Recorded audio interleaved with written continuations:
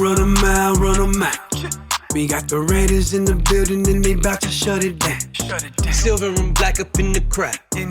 Raider Nation. Raider Nation, welcome to another episode of the Stogie Nation. As we always do, we like to bring you cigar reviews, lounge reviews, and today we're taking it a step further. Today, we're not just reviewing a cigar, we are talking to a cigar owner, a company owner, none other than this little beauty I have here. If you guys can see it, well, it's not, it says every day is cigar day. With me today is Andreas from Everyday Cigar Day. Andreas, welcome to the Stogie Nation. Thank you for taking of your time and joining us and letting the Raider Nation know about your brand. Absolute pleasure. Thank you so much for having me here. If you guys don't know, usually I do local cigar lounge reviews, which, are maybe 15, 20 minutes away, drives, maybe an hour, or here in my man cave, I buy cigars and we review them. This particular interview, we are definitely a few countries away. Andreas, let everybody know where you're located right now. I am right now in Esteli, Nicaragua. So as you can see, we're going directly to where these babies were made, Esteli, Nicaragua. Andreas, again, thank you for being with us today. What I want to go into initially is obviously Everyday is Cigar Day was introduced to me by my friend MC Raider. He and I actually became really good friends smoking cigars. And when he introduced me to your brand, I was taken aback initially by the name because, like we mentioned earlier, it's not a conventional name like, Esteban Carrera or, Drew Estate. So it tells you, hey, you got to smoke this because today's Cigar Day. Let's go. Where did you guys come up with that name? I mean, the name even comes way, way before the brand came around. At the time when the name came around, I was actually living in London at the time. I was in completely different field. I used to work as a concierge in a 4 or 5 star hotels in London. Okay. I was living in London for 18 years. So at the time, I was going through rough times. I was going through divorce and few other things, and then I was invited to a cigar event to pairing of the Cuban cigars with a wine of some sort, and I fell in love with the cigars. Oh, awesome. So from there on, I kind of started smoking cigars, and I was kind of trying to have one a day. So I was bombarding my own personal Instagram with cigars. So I thought, you know what, since I'm smoking so much, I might as well create a different Instagram account just for cigar smoking. So then I was just sitting there thinking, how am I going to call it? And, since I'm having a cigar a day, I'm just going to call it Everyday Cigar Day. So as an Instagram page has been there for a while, way before we actually decided to create a cigar brand and how we're going to call it. But I think that's going to be, we'll probably mention it later on in how the whole thing came about. Right. Oh, it started off, the actual name, it was from the Instagram account first. Instagram. Oh, okay. And it's a great name. Again, like I mentioned, because it's unconventional, but because it's not just creating a facade. It's telling you what needs to be done. Exactly. What is happening right now is every day is a cigar day. Every day is a cigar day. You should have at least one a day. Yeah, and I definitely do. Like right now, I'm actually having your Barber Pole Toro. Yep. Great smoke. And before I forget, thank you for the sample pack that you sent. No, absolutely.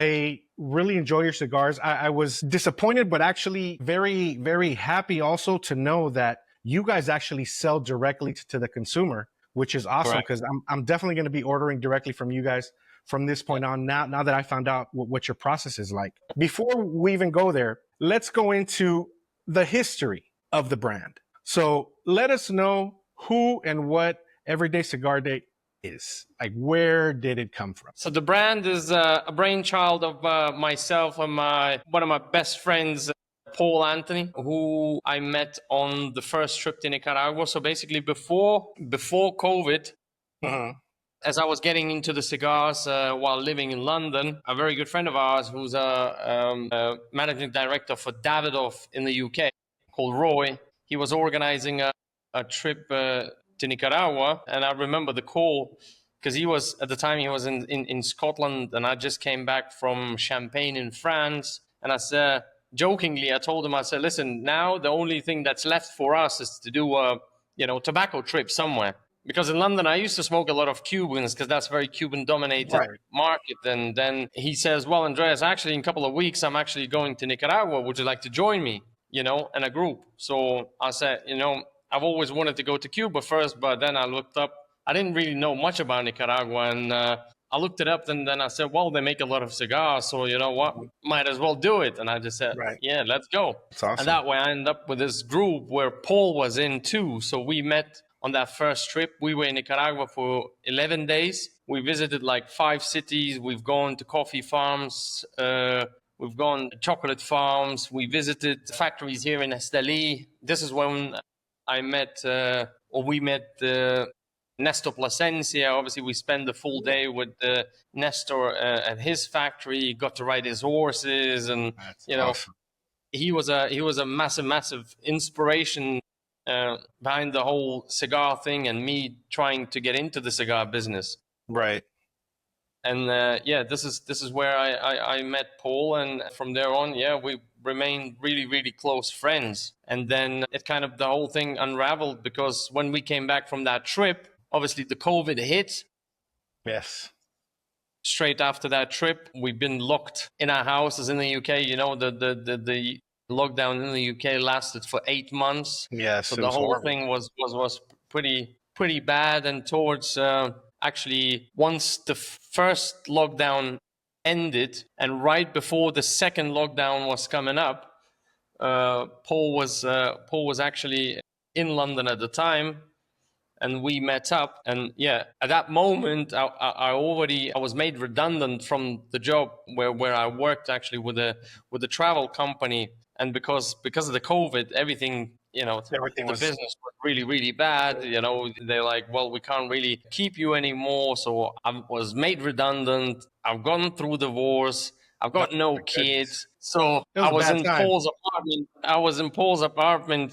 Sipping Florida Cane, which is a Nicaraguan rum. And we were sitting on the balcony smoking cigars. And Paul was like, dude, I mean, you can't sit through another lockdown. Why don't you just, get on a plane, go to Nicaragua, spend 3 to 6 months while the second lockdown passes through here in the UK, and then you're going to come back, you're going to learn a bit of Spanish, learn a bit of tobacco, get your credibility in the industry. Then you're going to come back and just can get yourself a job in the cigar industry here in London. Mm-hmm. So, the idea was just sounded crazy. How am I going to travel halfway across the world? Obviously, right. I've been to Nicaragua once, but there's nothing can prepare you mentally to like drop everything you're doing in London and just go there for 3 to 6 months. And, I didn't speak Spanish, I knew only few people here. So it's like, I don't know, man.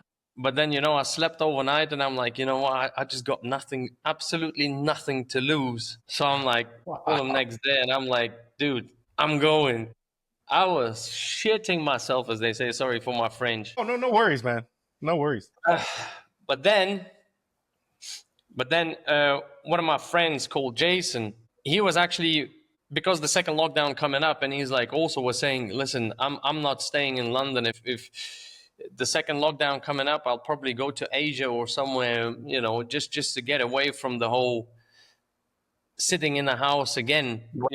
As soon as he found out that I'm going to Nicaragua, he's like, dude, I was planning to go to Asia, but if you're going to Nicaragua, I'll come with you.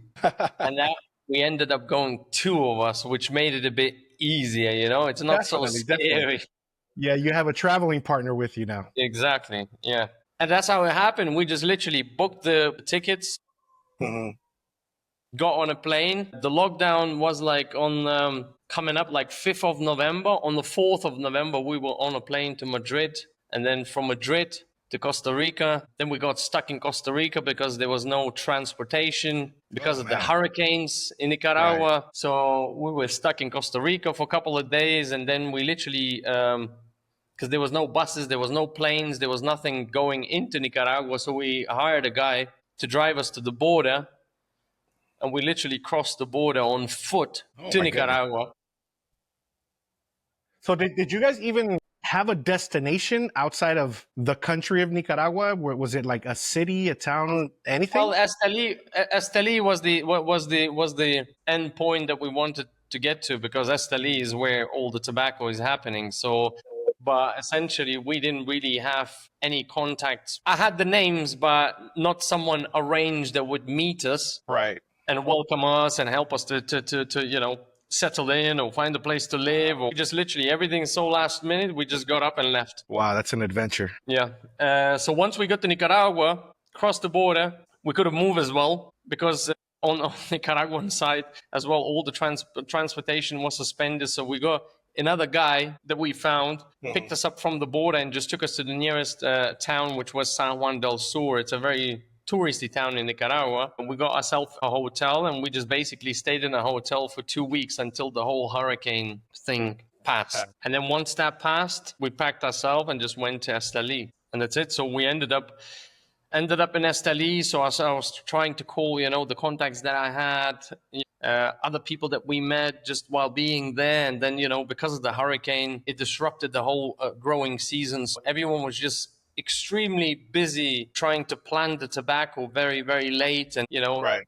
it was all, I can't meet you now, maybe next week, maybe next week, maybe next week, maybe next week. So we were wandering around Esteli for weeks, and no one wanted to take me into, all I wanted to do is just spend time in a factory, see the operations, how things work, and learn Spanish along the way, hopefully. And and it was like, we were here for 2 months, and I did not have anyone to help me. I did not see a factory. Oh my goodness. Until actually Roy, the managing director for Davidoff UK, he actually came to see us for Christmas, because he had some business in Esteli, and he came round. And then he introduced me to a factory owner, a guy called Roniel at Tabacalera Aragon. That's the one that's mentioned in the story on the website. And he was the first one that said, what are you doing here? And, I explained, and he says, listen, if you wanna spend time in a factory, I mean, the doors are open. You can come here and, anytime you want, spend as much time as you want, and just, observe. And that's how it all started. That was the first factory I was involved with. That is awesome.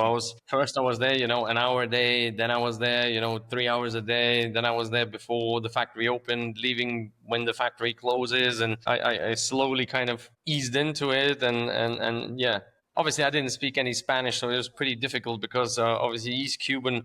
I don't speak any Spanish. And it was all hand signals most of the time. And it was crazy. It was crazy. Man. And obviously Cuban is not very fast Spanish. It's not a very, very easy Spanish to understand. Even like myself as a Spanish speaker, when I speak to Cuban friends, I have to ask them to slow it down a little bit, because our Spanish it's a little slower, but you definitely get the gist with the... Combined with Nicaraguan Spanish, which is also not straightforward Spanish. Yes, that definitely is. It's a headache. And then if you don't know the language, it's even worse. But yay, you were definitely determined, because you made a split decision. Say, I'm going to Nicaragua, COVID or not. I don't know where I'm going, but you had a goal, and you were there, and you were ready to rock. And luckily, your friend showed up, and you were able to make that contact. So how long were you, I guess, shadowing at this? Well, I mean, I was there. I mean, we were glued to each other, because we became really, really close friends. And I was there the whole year watching him, run the factory, and also we started growing tobacco in Condega, which is like a 45-minute drive from Esteli. So we were traveling to the farm, if not every day, every other day, and then back in the factory. And, the deal was with Roniel, it was, I said, listen, now that I'm in the factory every single day, and I know social media, I speak English, and he just, moved this factory to a new premises, a much bigger factory. So obviously he needed new clients, and me coming from the hotels, I have big experience in client care, and I said, while I'm at the factory, let me help you out with the social media. Let me set up, website for you and see if I can bring in some clients for you. And awesome. this is how it all started. So I basically became kind of responsible for the sales and marketing for the factory for him, Right. and that's how I got really into it, and start bringing in the clients and getting exposure for the factory, and so I was a big addition to the factory, but also that helped me, to be there every day, learn the tobacco, learn the Spanish. It was incredible. I mean, that was the best scenario I could think of. Thinking of first 2 months, I was going crazy with not being able to be in one. Then suddenly I was introduced to him, and it all just kind of fall into places. And yeah, so after all that time, then obviously Paul reached out and he says, "Listen, I'm going to be coming to Nicaragua to visit you," and also obviously he, through his contacts, he says, "I've got a project that we need to make happen," and that was actually a Union League of Philadelphia, where he was a member at. He says, well, actually, I don't know if you know the Union League of Philadelphia. That's has been voted as the #1 private members clubs in the whole of the U.S. Wow. There's a lot of very important people, member of that. And That's so he definitely says, above my pay grade.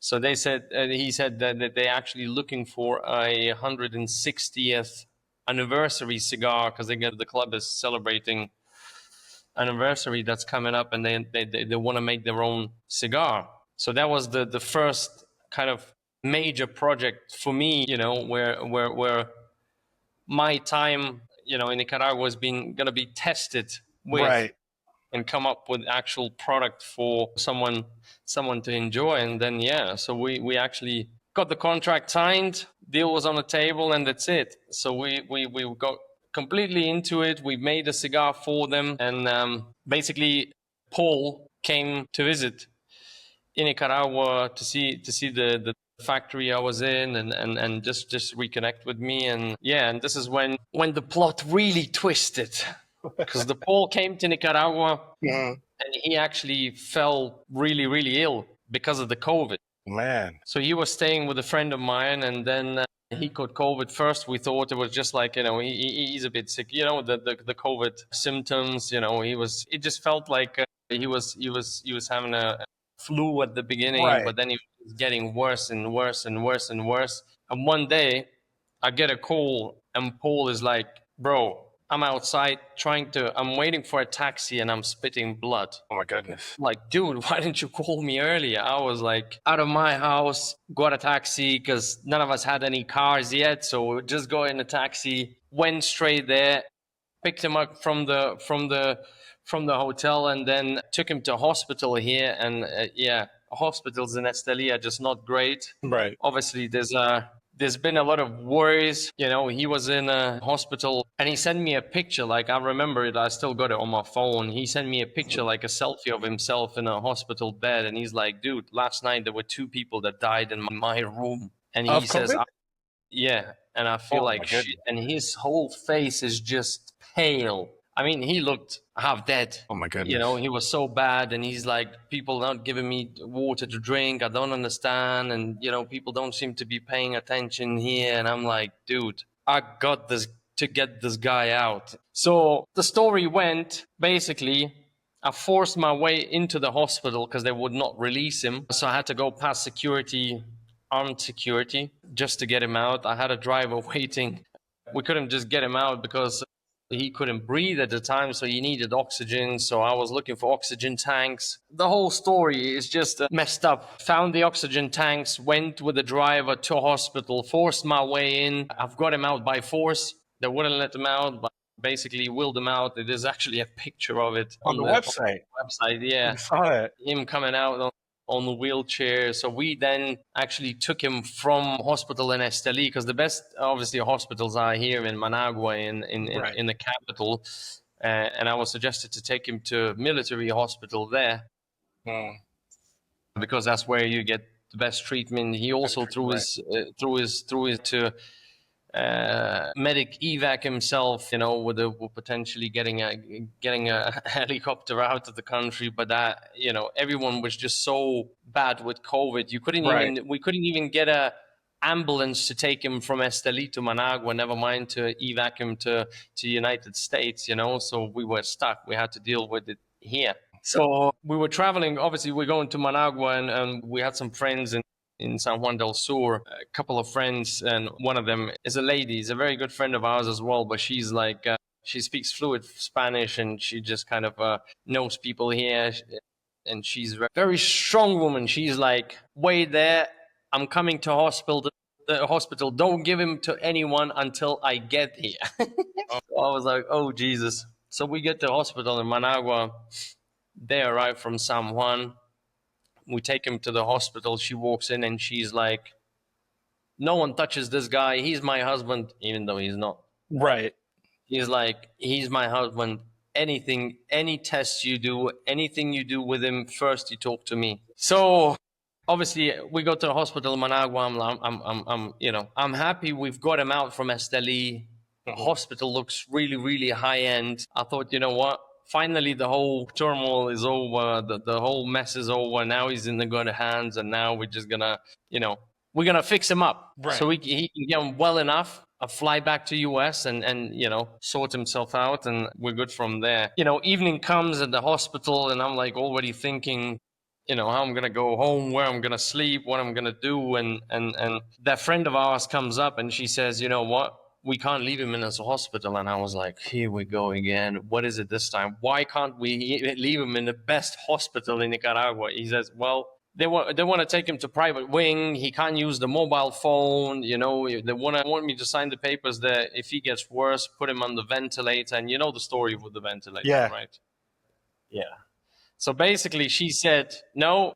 And she says, like, we're getting him out. So literally, we took him out of the hospital and we set up a hospital bed in the hotel. Oh my goodness. We hired doctors and nurses, and we basically nursed him back to life, back ourselves in a hotel. So we were in a hotel for another 10 days. Jesus. Basically, and we just about managed to get him back up. He got a bit better. Yeah, after 10 days in the hospital or in the hotel. In a hotel, we ended up going to San Juan, to south of Nicaragua, where the lady friend was from. She says he can stay at my place for as long as he needs to recover until he's well enough to travel to US. So basically all this time, so what Paul had was obviously started off with the COVID, and that turned into a full-on pneumonia. Oh my goodness. Yeah, so it was pretty bad. It was pretty bad, but the whole ordeal was just like out of a movie. Yeah, it sounds like you're actually talking about a movie you just saw last week or something. Yeah. It's just so, from your story of how you just went to Nicaragua, and then how Paul gets COVID and gets sick, and you have to break him out of a hospital, and then another hospital was basically putting him in a terminal wing, and then you guys nursing him back to health from the hotel room. That is definitely a great story for the start of your guys' partnership in a cigar company. I don't think anybody could beat that story. Yeah. How they started their business. So essentially, he got me out of with his help. While I was really, really down in London, and he got me. It was essentially his idea for me to go to Nicaragua in the first place. Thanks to him, I ended up here, and then he came over and ended up saving his life. So we kind of saved each other's life at this point. And then, so we had this project for the Union League of Philadelphia, which we ended up completing, and then we shipped. And also, obviously, Union League invited us to the launch.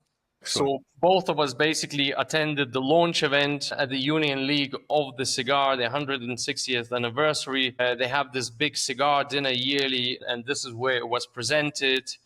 They did like a charity auction. We sold like 11 boxes. They sold for about 25K in about 4 minutes. Awesome.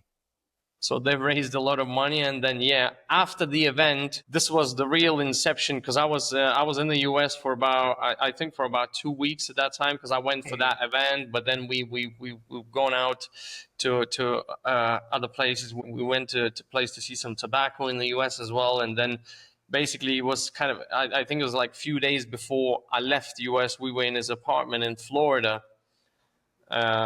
And we were talking about, all the experiences so far, how he survived the COVID, and, how I ended up in Nicaragua, how I'm in the factory, how everything's just falling into places, and where it's going to. And he said, just like, you know what, I think we should come up and start maybe our own cigar brand, since you are now in Nicaragua and you're based at the factory. I'm alive and we have things in common. Obviously, we both love tobacco, and maybe we should start a cigar brand. So that was the first inception of it. And then from there on, it was how we're going to call it. Right. So we start throwing some ideas around. My initials are AP. His initials are PA. So we thought maybe combine it somehow. We start throwing some names around, and APPA.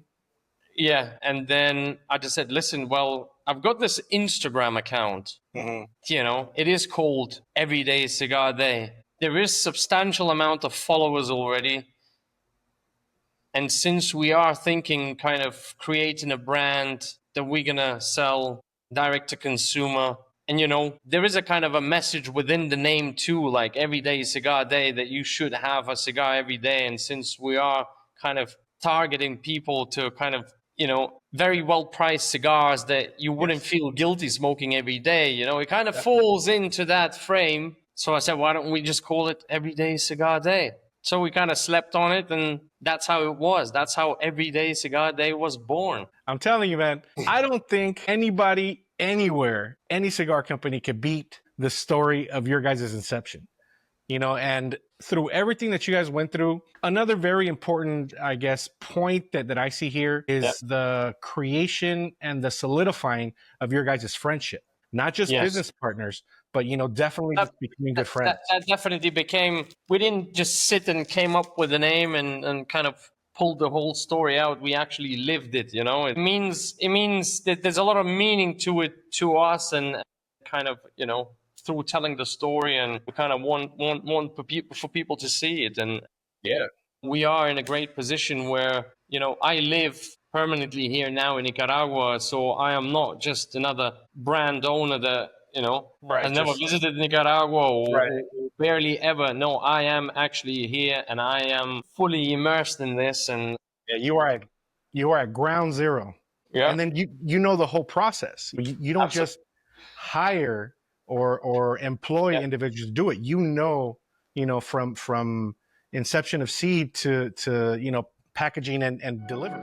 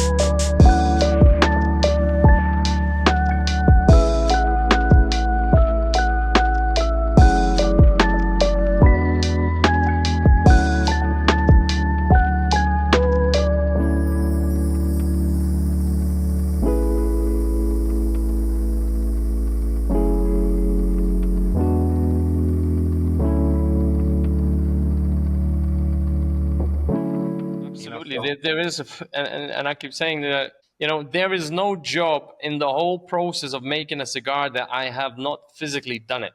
I'm not good at a lot of them. Some things are best left to the professionals, like rolling the Definitely. cigars, Definitely. because you can't just learn it, in a short space of time. That takes a lot of practice. But Yes. I have rolled cigars, I have turned pilones, I have planted the tobacco, I have watered the tobacco, I've done everything that's done in the field, I've done everything that's done in the factory. Because that first year when I was with Ronnie L, I literally, I was just a factory assistant as such, because I said, don't treat me any different. I said, everything people do here, I want to try, I want to do it, I want to get my hands dirty. Yes. I want to try everything. I want to understand the processes of how it all works. And that's how it was. I've done absolutely everything that takes to make a cigar. And I really commend you for that, because that shows your dedication to your product. You're not just an individual that has money that, buys a factory, hires people, they create the product, and then you just slap your name on it and, put it out for sale. From A to Z what is in your cigars when you deliver them to a client. Everything is part of you, part of your partner, the whole aspect of this company, you definitely have a part of, which is definitely something that I really haven't heard of much, within a lot of companies, other than obviously the individuals that started way back when in like the 20s, 30s, and 40s, when they were poor farm workers. But nowadays, to hear a story like that, it is definitely rare, and I definitely commend you guys for that. It is very, it doesn't feel like it because I've done it myself, but anyone you tell the story, they're like, oh my God, I guess there's so many people you talk to, everyone dreams like getting into cigar industry, but they probably would not step and leap for such a leap of faith. Not at which all. I've Not done at it, all. but to me, at that given moment, it just felt like the only right thing to do. Because if I do want to change kind of my life and get into this industry, the only way to do it is go to the source, Definitely. go where it all happens. And luckily, I've got to visit Nicaragua, the first time, so I got to see it, and I kind of knew more or less what I'm getting myself into. But yeah, well, it wasn't as easy as it sounds, Oh no, of course not. Nothing that's worthwhile is easy. Absolutely. It's definitely If it would be easy, everyone would be doing it, right? Exactly. So yeah, definitely. When did this all happen? Because obviously, COVID was 2020, right? 2021. 2020, it all started. Yeah, 2020. From the whole COVID experience to the point where you guys said, okay, now's the time. What year was that? So the inception of the Everyday was 2021, I believe. That's when we actually talked about it.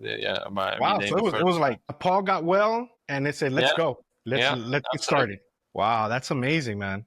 That is definitely great to hear. Let me ask you another question. As far as the brand itself, how would you describe it? Because obviously the name is definitely, a step ahead, a cut above. It's different. It's definitely eye-catching. It's appealing because it's so unconventional.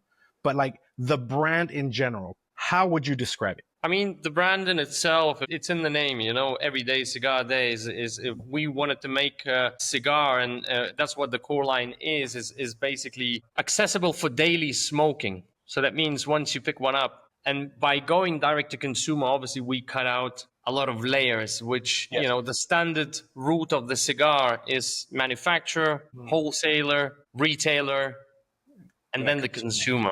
Right. So what we're doing is manufacturer, consumer. We are the manufacturer, we are the retailer, and then the consumer. So we make the cigar and we sell it direct to the person that actually smokes it. And let me ask you this, because I purchase cigars online from, resellers to different companies here in the United States. Is it a difficult process for you guys, being that you guys do everything? Is it difficult? Is it time consuming? Is it expensive for you to give the customer those savings? Well, I mean, obviously, the whole website is built by me. The social media is managed by me. It is a lot of work, Until we expand and have people to help, this is all on us.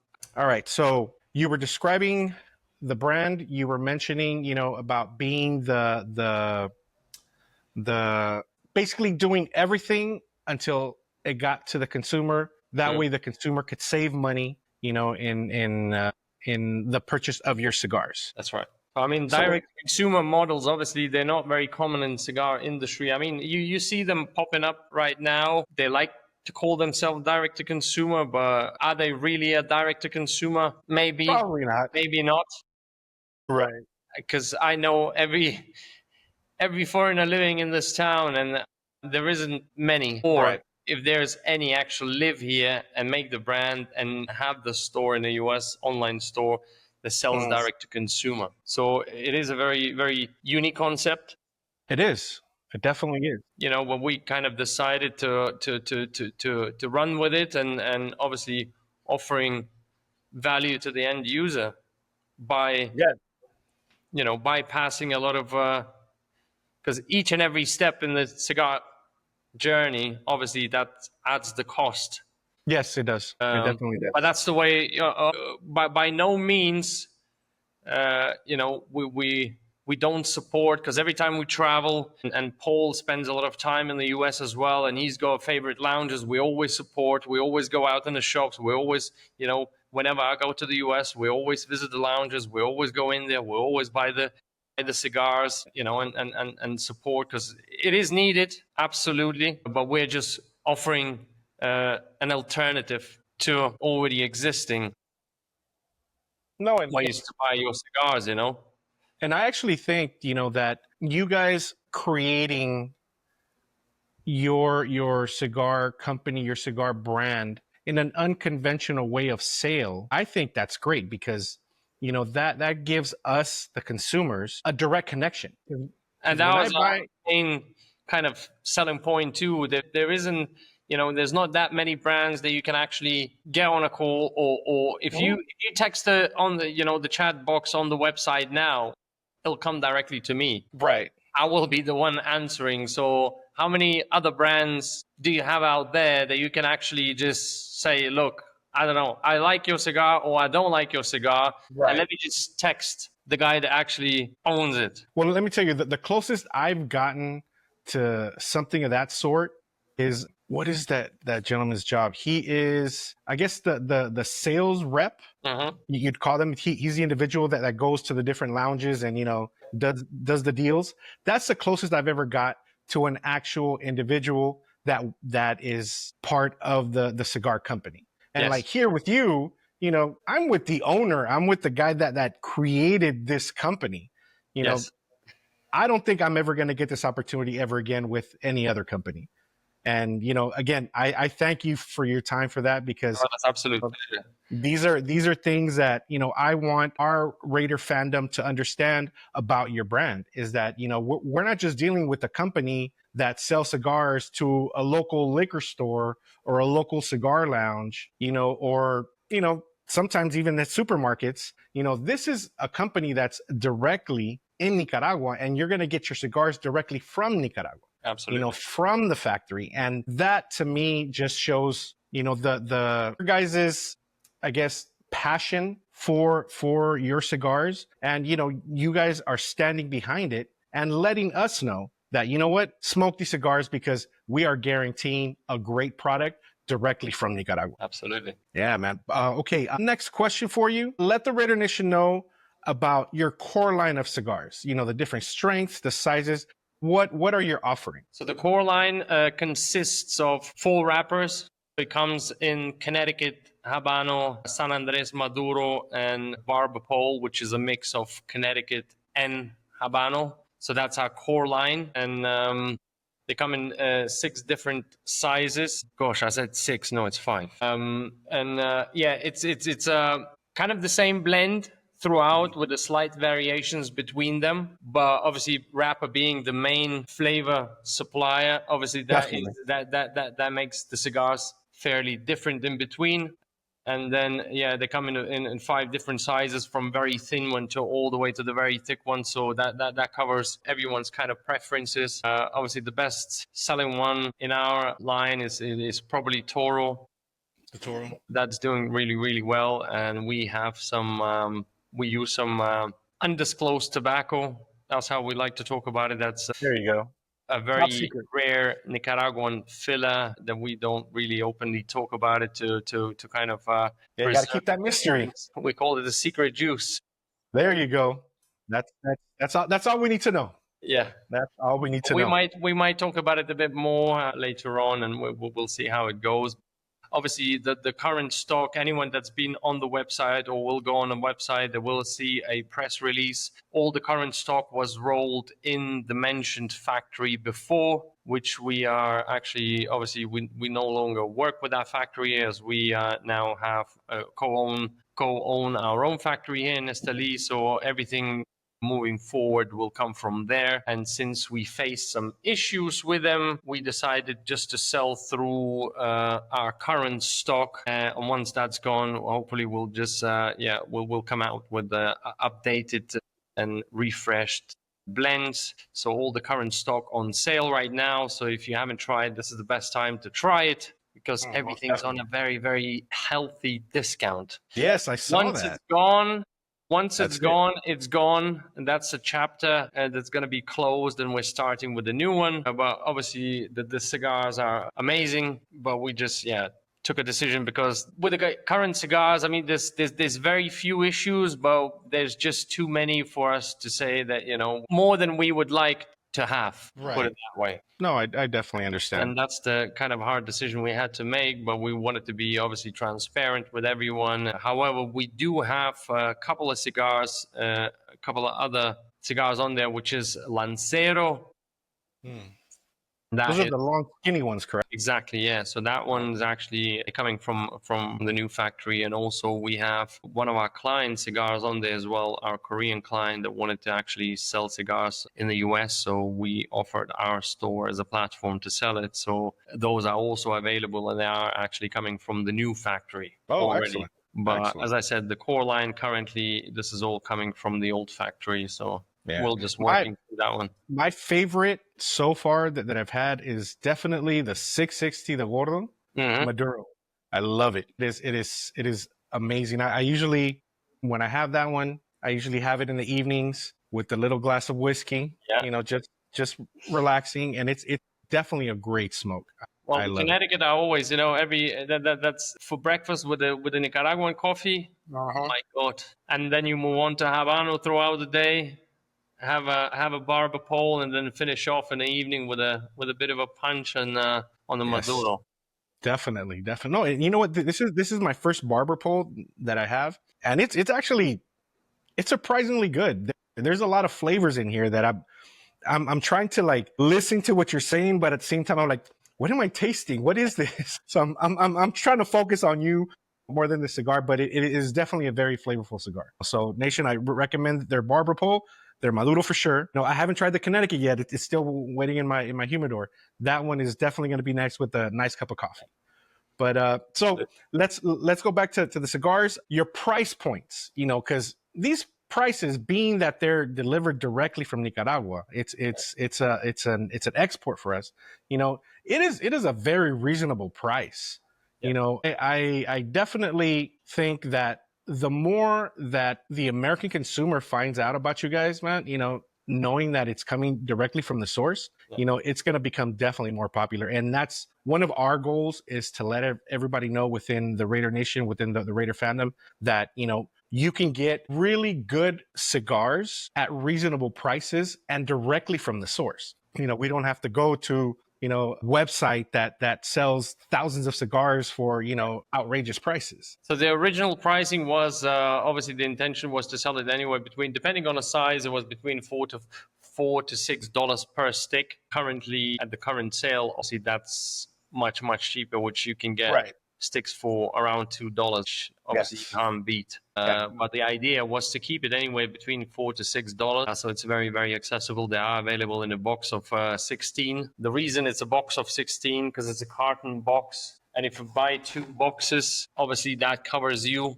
the whole month, so you can have one every single day. And also That's smart. obviously the sample boxes, so they have 4 cigars of each blend. So you go Connecticut, Habano, Barber Pole, and Maduro all in one box. So you get 4 cigars in each box, and that's why there's 16 of them rather than being 10 or 20. That's pretty smart. That's pretty smart, you know, because it again, you're helping the consumer out. Because instead of that, we also have the sample pack of 4. Mhm. The idea also was because we are a new brand. Obviously, people tend to like to try it first, Right. see what they are, and maybe them out of 4 blends, they might like just 1 or 2. And then we also offer a full boxes. So not only we have sample boxes that got 4 of each, you can also, if you just like, let's say Connecticut is your favorite and you only want to smoke Connecticut, you can also go in there and buy the full box of just Connecticut's too. Okay. Hey, that's great, man. That's great. Because I personally, I usually like to buy the sample packs wherever I go, you know, and I always like to try new cigars because, you know what to expect from an Alec Bradley, from Rocky Patel, from, AJ Fernandez, you know, from all those major brands. But sometimes you find diamonds in the rough, Oh, you know, absolutely. in the small companies. And just like you guys, you know, when an MC Raider gave me one of your cigars, he's like, "Hey man, I want you to try this. You know, I found this company, and you know, we smoked the cigar." And I was like, "Where are they located?" They're like, "They're in Nicaragua." I'm like, "Okay, but can I go to like a lounge and buy more?" And he's like, "No." And I was like, "Wait, what?" So then I went onto your website, and I'm like, "Wait, they sell direct?" Yeah. And that just took me aback. I was a little disappointed initially because I wanted to go buy more, Yeah. you know, like that day, but I couldn't go anywhere. So I was like, and now I'm gonna have to wait and purchase more. But he actually gave me a couple because he doesn't smoke Maduros. He's Yeah. more of a Connecticut smoker. So he's Yeah. like, "Here, man, I'll give you a couple more." And I was like, "Oh, thank you, man. I appreciate that." I mean, But no, the other reason, obviously, we've gone because we only sell online, obviously, because we don't have a physical presence in the US. Obviously, Paul spends a lot of time, but obviously he's got a lot of quite a few other businesses that he's looking after while he's out there. And in order to sell through the shops, obviously you need to be there. You need to yes, organize events, and me living full time here, it's just not possible. But right, you know, also the pricing would need to be set up to be different, and of course. the product price. So that is just all of it combined. It just made sense just to create an online store where people would just buy it. And now we have the warehouse is based in Arizona. That's where Oh, excellent. our stock is shipped from. And Oh, that's excellent. You know, it makes it a lot easier because now we don't have to wait. You know, the longer shipping times. Now it's here in the United States, and yeah, then and then from California to Arizona, it's probably like a 4 or 5 hour drive. absolutely. So you know, we get in a day or two. That's excellent. I mean, That 3 days is the maximum for delivery. So the warehouse team is very, very good. And yeah, we've not had any issues with distribution. So yeah. that is amazing. So Raider Nation, get your cigars. Every day is cigar day. You can get it in 3 days and you'll be smoking a cigar just like we are today. All right, let me go to the next question. We were just talking about, you know, the price points, you know, the different types of cigars, the sizes. Is there anything else that you have coming up? Because obviously you guys are in a new factory now. You had mentioned earlier about creating a white label, I believe it was you mentioned. That's right. Yeah. So we also, now that we are obviously have a factory, and majority of our business in the factory is creating cigars for others. So we also have a new website that we launched that everyone can go and have a look at, which is newworldbespokecigars.com. So we are offering white label cigars for the companies, for events, for anyone that would like to brand or have their own brand, or would like to buy branded cigars. Yeah, we create and Me coming from obviously a concierge background, I'm the guy that makes it all Make it happen. make it happen. So we offer an all-round service because making a brand. What majority of the factories here in Nicaragua will offer you in the factories cigars only. That means cigar bands, cigar boxes, logistics. They will not offer, and we will. We offer a full all-round service. So anyone that doesn't know where to go, where to arrange these things, we'll offer a complete package, a hassle-free cigars Awesome. to have their own brand or for their own private collection or whatever it may be. We offer a full service. So that's something new that we are. And is there a minimum that one would need to purchase? 'Cause the reason I ask is I'm actually right now I partnered up with a friend of mine that has his own little cigar brand here in Southern California, and my goal was to create Stogie Nation brand for the Raider fans. You know, Okay.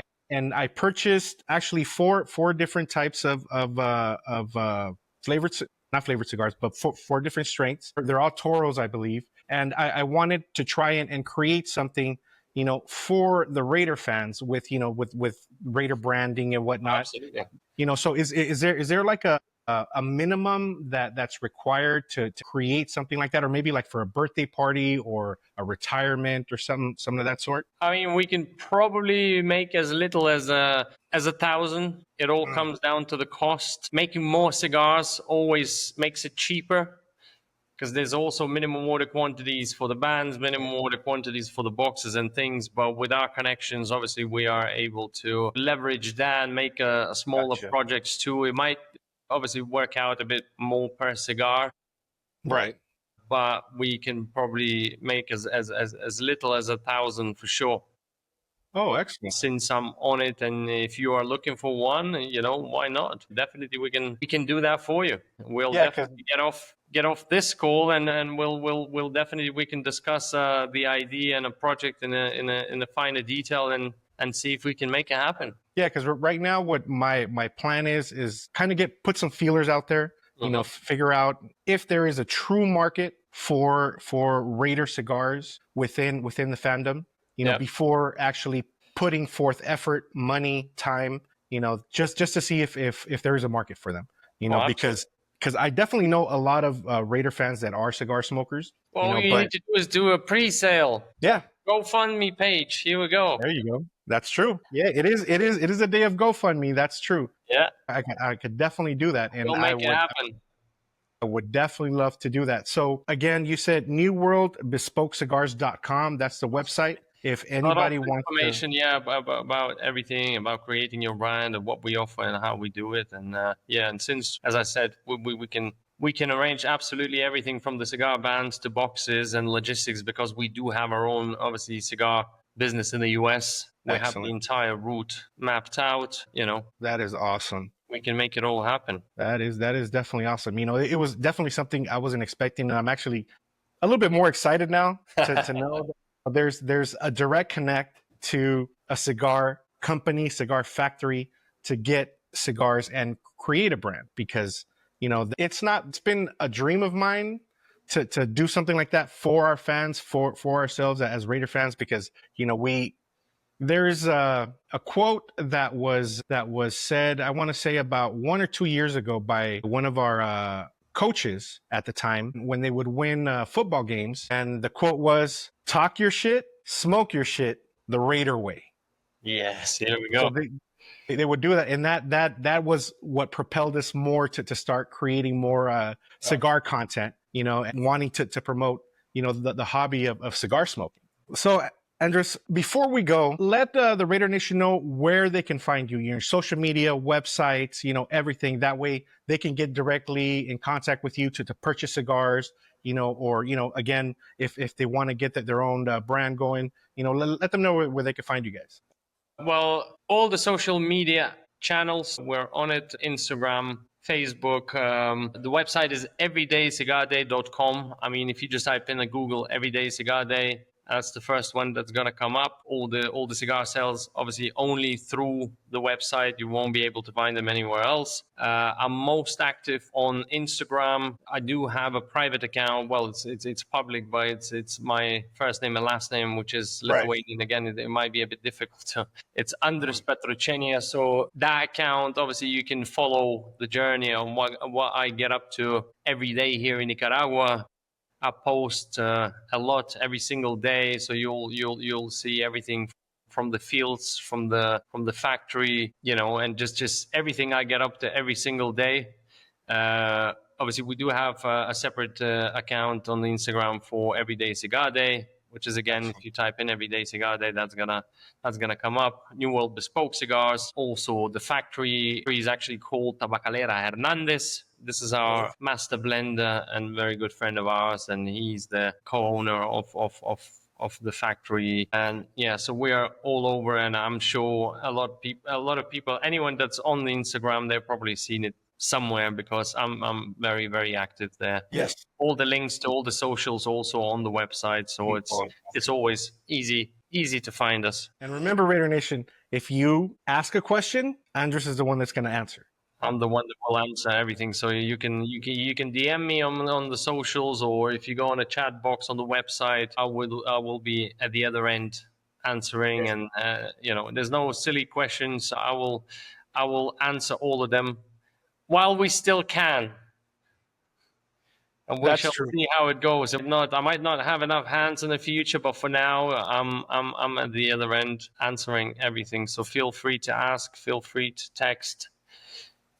All the numbers on the website are also direct numbers to me, so feel free. Awesome. Yeah, we definitely will, Andres. Again, thank you for your time. Thank you for sharing of your story, of your history, of your brand, with the Raider Nation. We definitely really appreciate all the information that you gave us. And again, Raider Nation, look for this brand. Every Day is Cigar Day. It is a great, great cigar. It's a great smoke.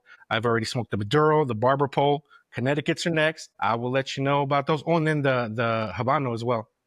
I haven't smoked that one yet. What do you recommend to pair it with? I mean, the Connecticut. I mean, my favorite pairings always with the cigars. It's coffee. I don't drink as much as I used to, but obviously Nicaraguan rum is really, really good. If anyone's not tried it, Flor de Caña obviously is the most popular here, but also my favorite, so that goes really, really well with it. But you can never go wrong with the coffee. Coffee, excellent. And if alcohol is your thing, I mean, definitely do it. Flor de Caña is an amazing rum, especially the 12-year-old.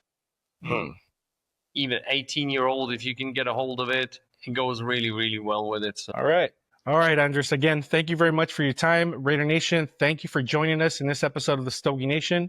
Don't forget to like, follow, subscribe. Let the Raider Nation know of all these podcasts that we do. Of course, we have Stogie Nation, we have the Raider Nation Weekly Wire, and the Raider Nation Roll Call, keeping you informed on everything having to do with the Raider Nation, Raider football, and obviously, cigar smoking. So again, thanks for being with us today. Remember, everything we do is for the nation, by the nation. Peace. Ooh, run 'em out, run 'em out. We got the Raiders in the building and they about to shut it down. Silver and black up in the crowd.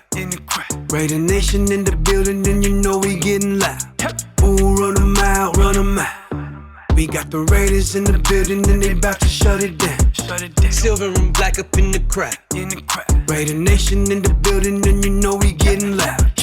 Allegiant Stadium, it's gonna be lit. Try and pair him in across the middle, someone gonna get hit. We got Chandler Jones, he a big dog, and someone gonna get bit.